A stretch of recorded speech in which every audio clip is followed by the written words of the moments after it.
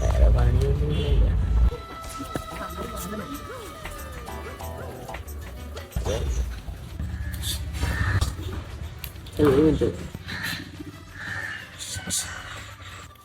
അവിടെ പോയി കേൾക്കണം. എന്തുവാ വീട്ടുകൂട്ടിക്കല്ലേ?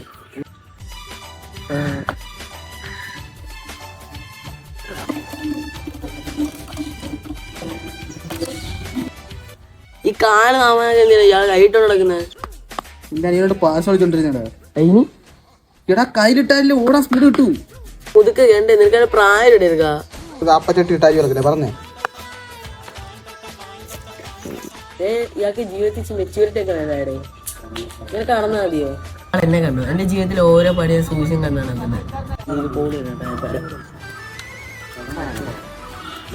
നീ എന്താണ് ഞൊണ്ടി കൊണ്ട് കിടക്കുന്നത്? രാവുന്നില്ല, രാവിലെ കട്ടളപ്പടി കണ്ടില്ല, അങ്ങനെ പേടിച്ചേ. എന്റെ ജീവിതത്തിൽ ഓരോ പടിയ സൂക്ഷ്യം കണ്ടാണ് ബേബി.